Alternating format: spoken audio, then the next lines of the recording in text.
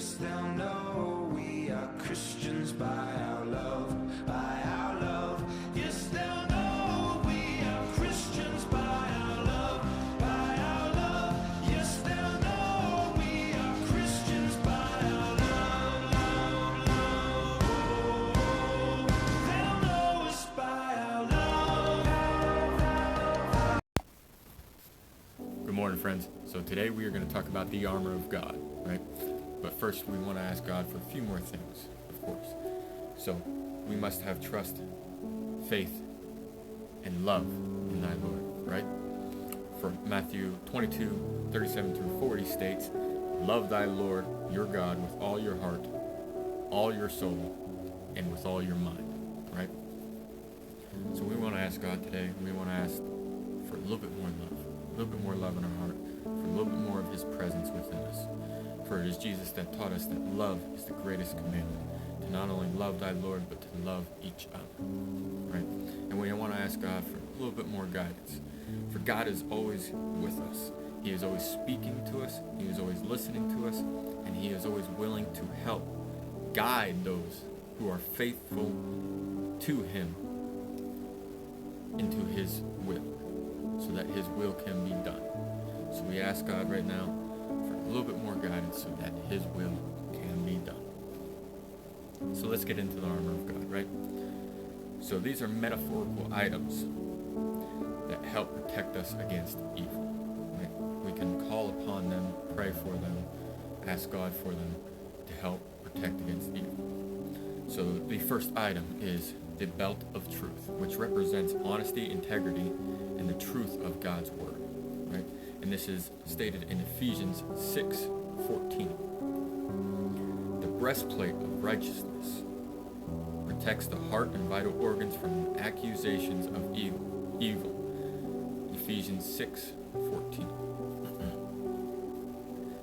The shield of faith provides a full body protection against evil. Ephesians 6:16. The helmet of salvation protects the mind from doubt, despair, and spiritual deception. And this is in Ephesians 6:17.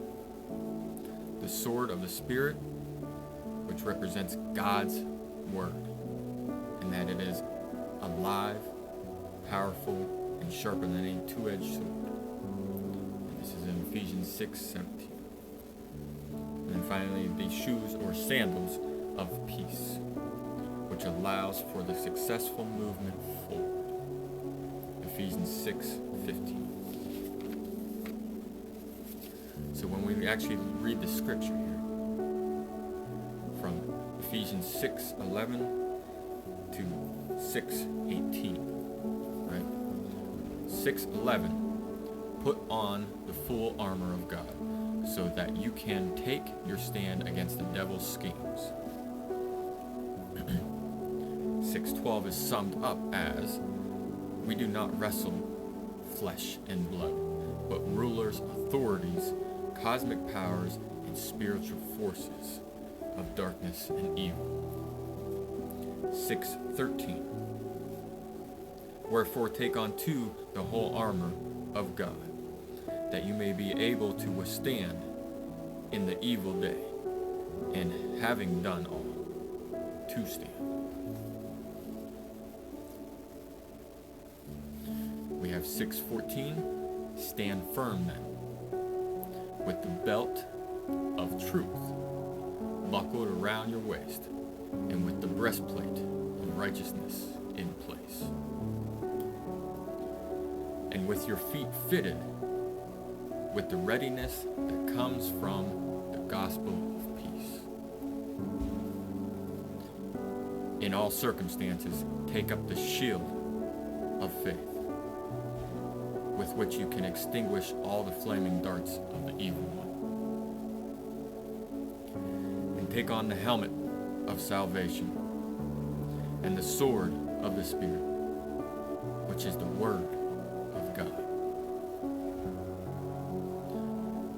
And lastly, pray at all times in the Spirit, with every prayer and request, and stay alert in this.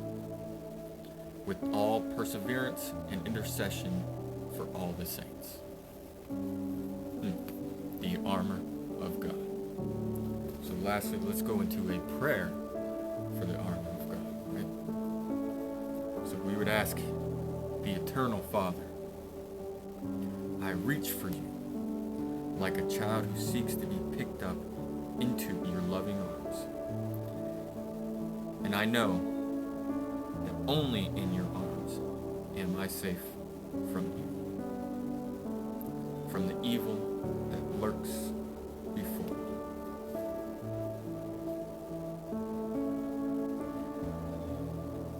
Lord God, I pray that you cover me in your armor so I may stand firm against this evil and defeat it with your righteousness.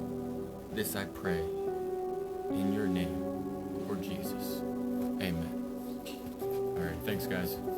Have a wonderful day.